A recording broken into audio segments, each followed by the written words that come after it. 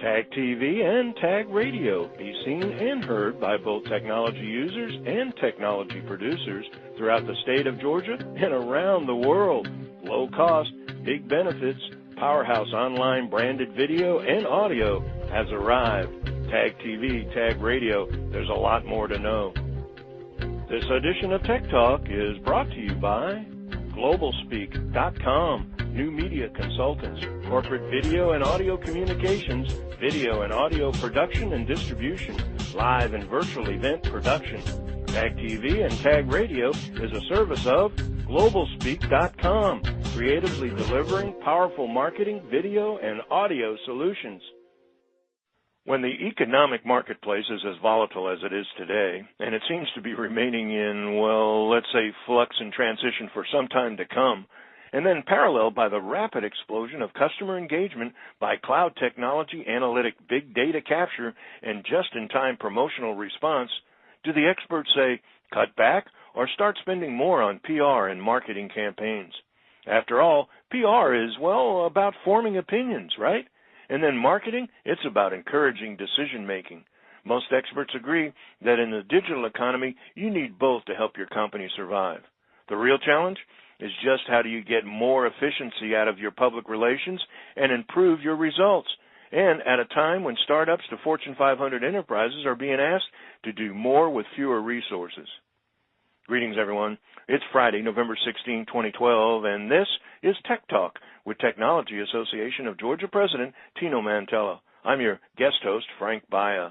The Tech Talk is all about PR results and reputation in the digital era. And is it truly a great PR professional really worth the investment, especially in an economic turndown? Up to the Tech Talk, Lisa Calhoun, CEO at nationally recognized PR firm, headquartered right here in Atlanta, Write2Market.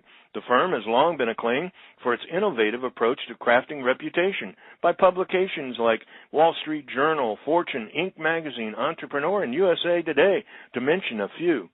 Lisa, founding the industry leadership consultancy, along with a formidable team of PR pros at W2M, crafts powerful reputation for some of the top companies in the United States. This year, Lisa has been honored by the American Business Awards as a Female Entrepreneur of the Year finalist, a Stevie Award finalist, and by Business Leader magazine as one of Atlanta's top 25 entrepreneurs to watch.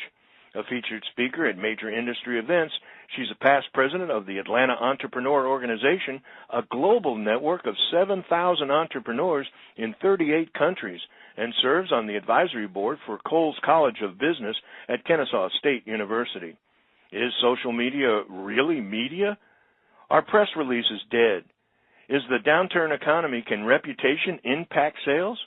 From the biggest misconceptions about PR to how to get the biggest bang for your PR investment, the Tech Talk turns to industry thought leader and top consulting PR executive, CEO of Atlanta's own Write2Market, Lisa Calhoun. Lisa, welcome to Tech Talk. Thanks, Frank. I'm really glad to join you. Obviously, all the buzz, new presidential election. There's talk about a fiscal financial cliff. There's a lot of question about the volatility of the economy over the next few months, maybe the next few years. Let's talk a little bit about the impact of public relations in an environment like that. I think I've often heard it that PR is about forming opinions and marketing is about encouraging decisions. From a professional standpoint, can you afford to do both in an economy turndown? I think you don't have time to do anything but create opinions, and in today's hyper-connected world, actually people are able to act on those opinions within fractional seconds. So with a news cycle that, according to Bloomberg, is about 10 seconds long these days, people creating their own content and people being plugged into being able to make quick decisions and activate what they want in real time, even mobilely, there is no longer that luxury of separating marketing and PR. I think that those terms are very useful for practitioners, but in reality, if you're a business owner, especially in a fast growth marketplace like technology, like tag members, or like energy, for example, or clean tech, You have to be able to encapsulate your message and story and market in a moment and also let people react to it. And I know that sounds like a tall order, but I think a lot of marketers are rising to that, and so are professional storytellers. Well, I would say obviously then the issue is efficiency and how do you improve your results. I mean, if we're looking at a situation where I think every enterprise is faced with doing more with less, is the challenge to try to do that internally, or truly can a great PR professional, really be worth the investment in an economic turndown? Well, the short answer is you can't afford not to have a great storyteller on your staff. But the fact is, your own people are your best storytellers. So a lot of times, I am the CEO of Write2Market, but I don't think of us as a public relations agency, even though we work every day with CNN, the New York Times, and the news industry. I think of us as an industry leadership advocacy organization. And what we do is work with companies to help them build an internal culture of industry leadership that starts from within, usually the founder or the executive team's own hearts. And then it has to run through the organization. So we can guide that process, but we can't actually create that base code or DNA. That exists within every organization. I think today's best storytellers, or you may call them PR agencies, they build a culture of authentic storytelling so that the tweet from your newest employee still has the opportunity to drive business to you. Reputation matters in terms of impacting actual sales? I think reputation may be all that we have left in terms of a wellspring for building new leads and new sales. People don't process things the way they used to.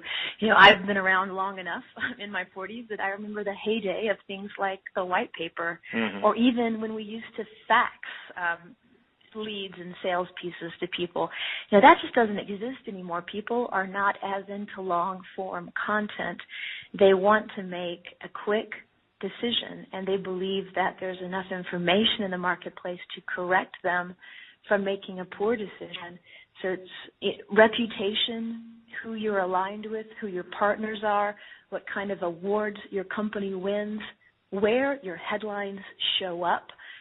It's all about that culture around you.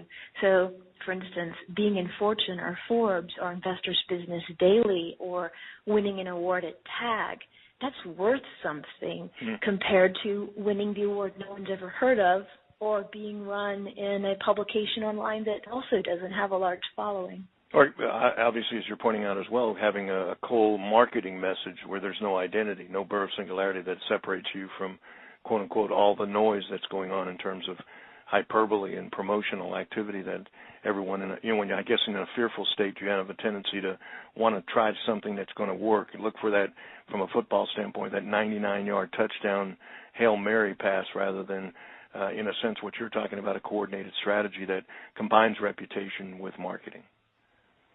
Frank, you absolutely have it. And, of course, with your background, you understand this better than most.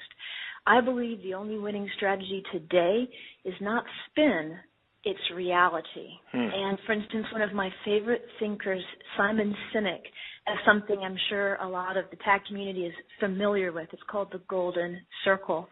The Golden Circle concept is that the founder or the founding team had a dream. They wanted to change the world. They had an aspiration, and they built a company to do it.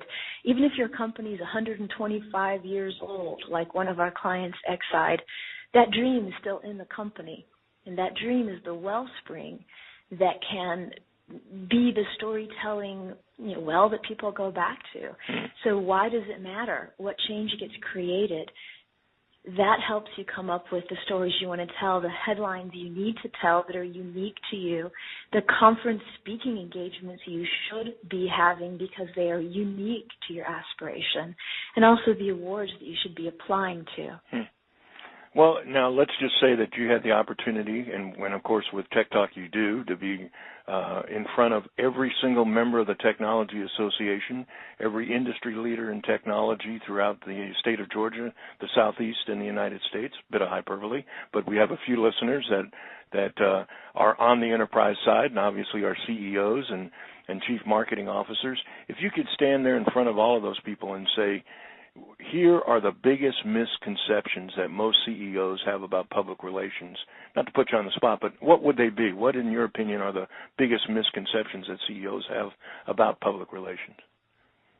They think it's about press releases. That is by far the biggest misconception. The press release is practically dead. It's an overused hack form of information, very limited in its actual usefulness.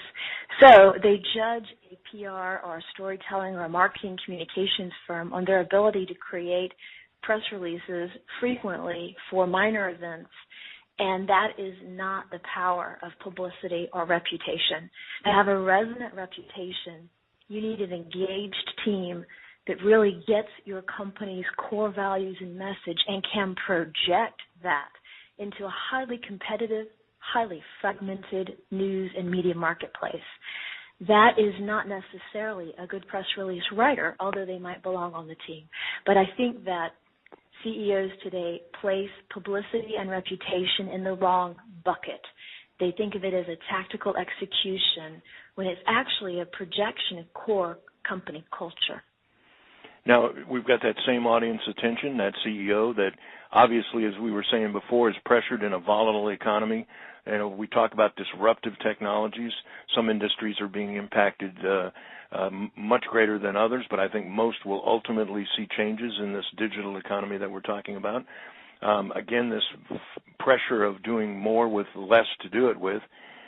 Tell those CEOs about a better company reputation. I know you touched upon it, but let's narrow it down to some really strong talking points that they can carry away. What would be, say, 3 things specifically that a CEO or a marketing leader, for that matter, can do to get a better reputation for their company? Right away, they can start applying to speak as keynotes in the best conferences in their association. And at those environments, invite people to blog about them. That can cast a very quick net. Number 2, go ahead and open the kimono on the thought leadership that's going on at your company. There are so many fantastic technology companies that don't mind even their own data. And that is a source of why you are so great at what you do. Go ahead and share it. Tell the world through whatever medium is most relevant in your marketplace. And then the third thing is stop putting out press releases that don't tell a story. You know, press releases that are about new hires or product release version 1.2, 3.4.6. That increases the noise. It doesn't increase the signal. And so think about increasing the signal of your company, and across all platforms. Publicity is no longer just about the print news media or the television media. It's about, like our AAA methodology talks about, it's about the awards. It's also about awareness, social media, and headlines. But it's also about access to decision makers. These 3 pillars of AAA industry leadership mutually reinforce each other, actually can simplify the process of getting in front of the people that you want to be in front of, and cut down on the noise and baloney and tedium of constantly putting out information that doesn't matter. Noise and versus signal. What a great takeaway. I think that's something that you can easily remember, and the reality is we both know it is an overload of information, and the challenge is the attention. And I think what a great way to put it, and that is being amid that noise, you want to have a signal that like a siren that basically says, here I am, and listen to what I've got to say. Here's who we are and what we stand for. Let's talk a little bit before go ahead. Oh, I was just going to say, for the listeners that are interested in more depth on that and a less conversational approach, maybe a little more meat, we have 2 tools, 2 white papers that are available online, one on resonant reputation. I think it's easy to find that by Googling, and the other one on increasing company valuation through better reputation. And those have a lot of statistics and information for people who are interested. Well, you touched upon social media a couple of times. I guess probably a lot of, just what the entrepreneur and the chief executive in an enterprise needed to do, and that's deal with more complexities and more issues.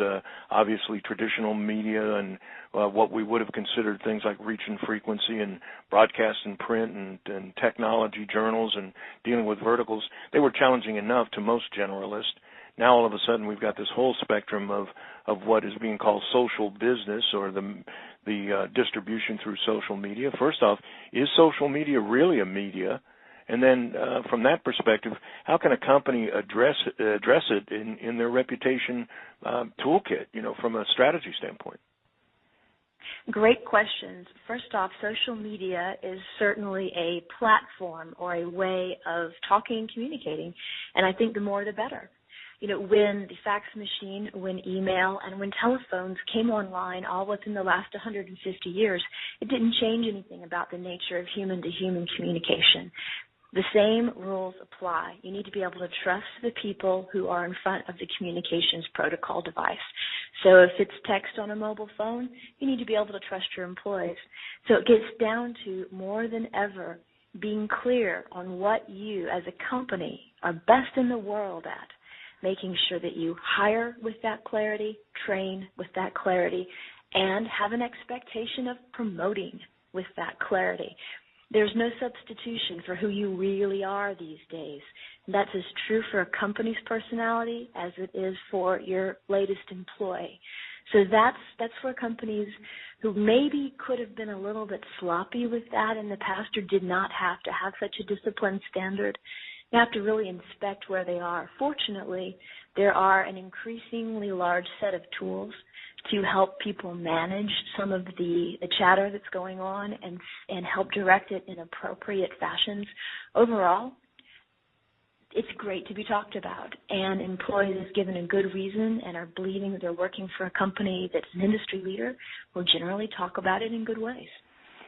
It's probably most of our listeners may anticipate the response to this question, knowing the kind of business that you're in, and obviously your passion for the career path and the core competency that your company and yourself have gained so much reputation for.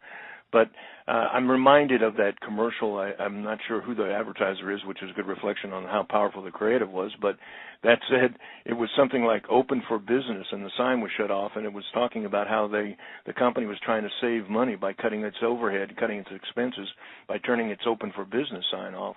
The question is, in a turndown or in an economic challenging time where it's so volatile and we just don't know where it's going, do you spend more or do you spend less?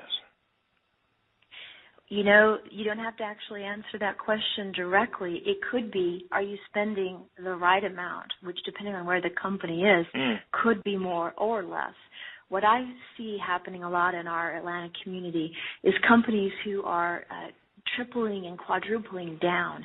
They look at each media as its own separate channel, when really a convergence approach would really work for them. And to tell you what I mean, they have someone pitching their speakers bureau. They have someone pitching Tier 1 media.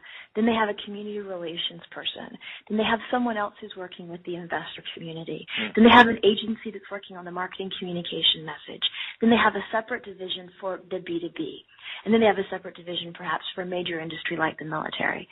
All of those people are probably necessary, but each one of those departments has its own tool set, and we are at a stage of convergence with cloud service technology and with thinking about reputation to be able to converge most of those messages and refine the signal so that it's so super powerful it projects much further, and you can have a communications team that works like a laser instead of what I'm afraid we have a lot of shotguns going on out there, and companies are being told they have to spend more when actually it's time to look internally and cut back to what really, really works, and that's knowing who you are and what you have to say about it and how you can change the world.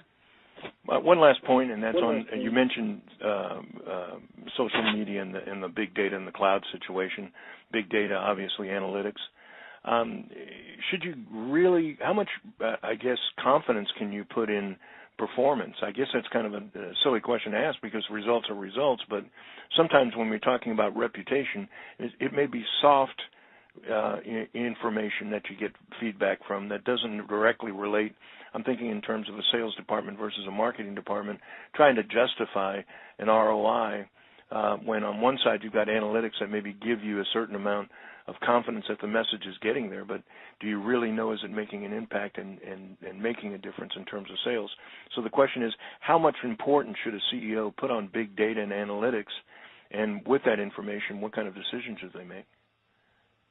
Those are big questions, and they have custom answers at every company we work with. But at the end of the day, yes, most of the information is complete baloney. I do not place any stock in a lot of the ROI numbers generated from most marketing and publicity efforts. So we've put a lot of thinking into this, and we have come up with our own way of measurement, and it's by far not perfect, but at least it helps. And I'll share it very quickly in case someone wants to adopt it, because it's a methodology. It's in our online software system, but it's something anyone could use. We take the awards that are in front of your target audience only, and we think of it as like time over target. We take these speaking opportunities in front of your target audience only, and we take the headlines that are in front of your target audience only. So that means, if you're going to a conference and you're only speaking to 25 people and half of them in the room are your target audience, indeed, that's like 18 actual target audience people. And then we measure that by whatever the equivalency is put on that medium. So, for example, sponsorships spent at a conference, that sort of thing, yes, ad equivalencies. That gives our clients a sense of ROI on their retainer. But can you take that to the bank? Absolutely not.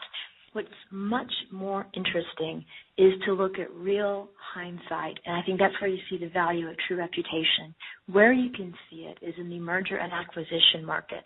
So there are billions of dollars of merger and acquisition going on just in the Southeast every year, and what happens when you look back is that you see some companies get outrageous multiples. And why is that? And when industry leaders look into why that is, a lot of times you see a premium paid for reputation. Even investors or strategic companies who are making acquisitions are in the perception business. We all are. And the way that opinions about which company is going to succeed and which company is going to fail, a lot of times depends on the perception you already have formed of them from the general environment. Social media, conferences, awards, headlines. So looking backward at the price paid for companies in industry segments, you can get a great sense of how much reputation really does matter. Rival Research, a New York analyst firm, says that reputation can include up to 30% of a company's valuation, just to give you one idea of what a significant role it plays in the overall valuation of a firm. Well, once again, it's a life you live every day, but I think that message is so important because unfortunately, or maybe not, but I think reputation is meant to be thought of as something a little bit more esoteric and not really a practical approach. I think certainly one of the things that a lot of our listeners would have gained today is I think also Write2Market is recognized for, and certainly I think you're recognized for, and that's the innovative approach to crafting reputation. Lisa, I think what you shared with us today may seem pretty axiomatic to you, but it's like a brain surgeon that just simply goes right in and takes care of business because they know exactly what they do and have the confidence to do it. And certainly that came across in our conversation today. Unfortunately, as the good ones always do, our time is run out, but I cannot thank you enough for our listening audience and for TAG for taking time to join us today on Tech Talk. Frank, thank you so much. It was my pleasure.